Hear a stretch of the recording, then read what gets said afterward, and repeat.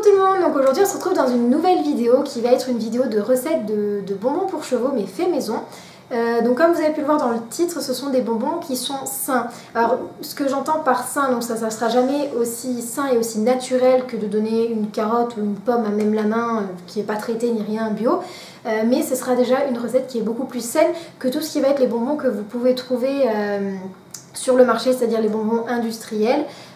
Et aussi par rapport aux bonbons, enfin aux recettes en tout cas de bonbons qu'on peut trouver sur internet, notamment parce que j'ai changé en fait certains ingrédients, j'ai fait moi-même ma propre recette pour éviter d'y ajouter des ingrédients qui sont mauvais pour le cheval, pour essayer justement de créer une recette plus saine que toutes celles qu'on peut trouver. Je suis désolée mais l'introduction du coup va être un petit peu longue, je vais vous expliquer quels ingrédients j'ai retirés qu'on voit habituellement dans les recettes et quels ingrédients j'ai ajoutés. Donc pour commencer, il y a un ingrédient qu'on voit à peu près partout, qu'il est pas très bon de donner, ça va être la farine de blé. Alors pourquoi? Parce que dans la farine de blé, il y a quand même un énorme taux de gluten et le cheval est intolérant au gluten, il ne tolère pas le gluten tout simplement. Un autre ingrédient qu'on voit souvent sur les recettes sur internet et ailleurs, ça va être le sucre. Alors le sucre n'est pas mauvais en soi si vous le donnez avec parcimonie, en petite quantité et de temps en temps. Par exemple pour des personnes qui sont en centre équestre, voilà, vous allez monter des chevaux de club qui sont montés par d'autres personnes et ces autres personnes vont peut-être elles-mêmes leur donner des bonbons à base de sucre ou des sucres même tout court. Donc quelques morceaux de sucre dans la semaine comme ça fait pas de mal de temps en temps, mais si on additionne ça, ça fait beaucoup et ça peut être mauvais pour le cheval. De même pour les propriétaires qui comme moi ont leurs chevaux en pré, c'est vrai qu'on ne sait pas forcément s'il va pas y avoir des gens qui pourraient venir sans mauvaises intentions donner à manger à nos chevaux, donc on ne sait pas ce qu'elles vont venir donner. C'est pour ça que je fais toujours très attention à ce que je leur donne hors ration et j'essaie de prévenir au maximum les gens qui seraient susceptibles de venir leur donner quelque chose, voilà, d'éviter de donner à manger à mes chevaux. Habituellement c'est donc ces deux principaux ingrédients là qu'on trouve dans les recettes et que moi j'enlève. Donc pour les remplacer, qu'est-ce que je vais mettre? Alors par exemple pour remplacer la farine de blé, je vais plutôt aller sur du son d'avoine. Alors pourquoi du son d'avoine? Alors l'avoine c'est pas mauvais pour le cheval, donc on leur donne en tant que céréale. Et l'avoine aide en plus de ça au transit. Dans l'avoine il y a aussi du gluten mais il y en a beaucoup moins, en beaucoup moins grosse quantité que dans le blé, donc c'est beaucoup moins mauvais pour le cheval. Donc l'avoine je l'utilise en flocon et en son. C'est deux présentations entre guillemets différentes de l'avoine. Alors le flocon d'avoine, c'est la graine en fait, l'avoine qui aura été floconnée. Et le son d'avoine, c'est la pellicule qu'il y a autour de la graine, c'est donc le son. Donc c'est deux choses différentes. Ça fait beaucoup d'avoine certes dans la recette, mais c'est toujours meilleur que d'utiliser de la farine, mais additionner à du sucre. Alors avant de commencer la recette, bien entendu, on va préchauffer le four. Donc là c'est à thermostat 6, soit 180 degrés. Ça dépend si vous fonctionnez en tant que thermostat ou en tant que degré. Et personnellement, je l'ai mis sur four traditionnel. Sur ce, on va passer à la recette. Alors pour cette recette, vous aurez besoin de son d'avoine, de flocons d'avoine, de 5 petites pommes qui est l'équivalent d'une grosse pomme, enfin une pomme de taille normale. Moi c'est ma voisine qui me les a données, elles sont bio et non traitées. Vous aurez besoin aussi d'un petit peu d'eau, ça c'est optionnel, du miel d'acacia, ainsi qu'une cuillère à café de levure, personnellement sans gluten. Au niveau des ustensiles, il vous faudra une planche à découper, un économe, une cuillère à soupe, ainsi qu'un saladier. Et après, c'est pas en vidéo, mais il vous faut aussi de quoi mixer les pommes, un blender ou quelque chose comme ça. Alors on va commencer, même si nos pommes sont bio, par les laver et les essuyer dans un torchon propre. On va ensuite les peler avec notre économe.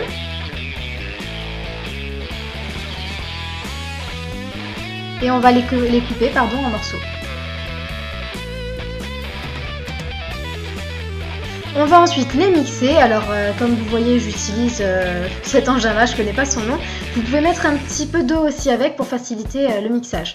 À la fin ça doit vous donner une espèce de petite purée, c'est pas grave s'il reste des morceaux, ça fera des morceaux dans les bonbons.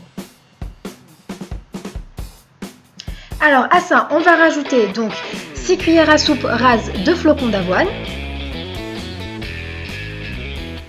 et 12 cuillères à soupe bien remplies de son d'avoine.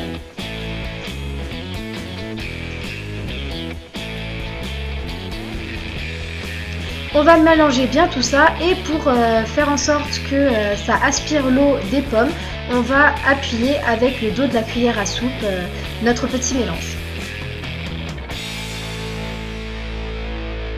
On va laisser poser 5 minutes, comme ça on est bien sûr que ça absorbe bien toute l'eau. On va ensuite rajouter notre cuillère à café de levure et on va mélanger une nouvelle fois. On va rajouter un petit peu d'eau pour essayer de trouver un compromis entre le sec et l'humidité pour faire une pâte qu'on va malaxer à la fin à la main. Vous allez voir, ça doit vous donner une pâte qui se tient en un seul bloc, qui colle un petit peu au doigt mais pas trop. Il faut d'ailleurs rajouter un petit peu de son d'avoine pour réussir à trouver la texture adéquate. Ensuite, on va sortir notre plaque de cuisson sur laquelle on va mettre du papier cuisson pour pouvoir après déposer les bonbons dessus.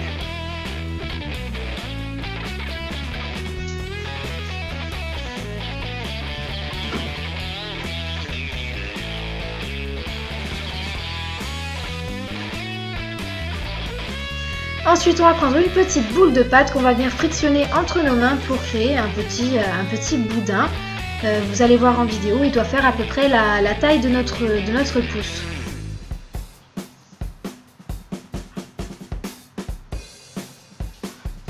On va venir ensuite couper ce boudin en petits carrés, vous les faites de la taille que vous voulez. Et ces petits carrés, vous allez ensuite venir les déposer sur votre plaque de cuisson. Séparez-les un petit peu, mais pas trop, pour pouvoir avoir la place de mettre tous les autres petits carrés. Si vous voulez vous avancer, vous pouvez faire tous les petits boudins à l'avance et ensuite les couper pour les mettre sur la plaque de cuisson.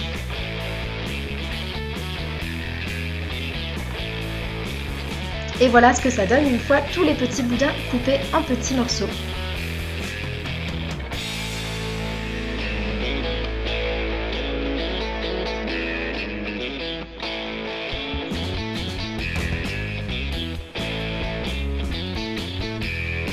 On va maintenant les enfourner pour 40 minutes à peu près.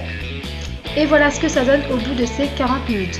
On va laisser le four refroidir un petit peu, puisqu'après vous allez voir, on va le mettre à 50 pour déshydrater les bonbons, ce qui va permettre aux bonbons de plus avoir d'humidité et donc de ne pas pourrir si vous voulez les garder. On les met pendant 3 heures à 50 degrés. Ça va vraiment permettre d'enlever toute l'humidité et c'est beaucoup mieux.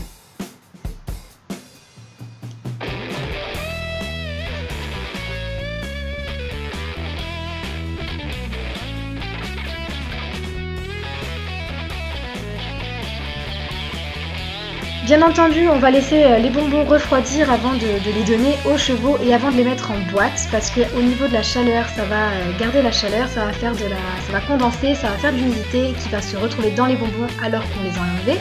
Et ensuite, voilà, vous pouvez voir que mes deux petites nouvelles, Eden et Kaola, qui ne les avaient encore jamais goûtées, ont trouvé ça très bon. J'espère que cette recette vous aura plu et qu'elle plaira à vos loulous. Sur ce, je vous dis à une prochaine vidéo. Ciao ciao!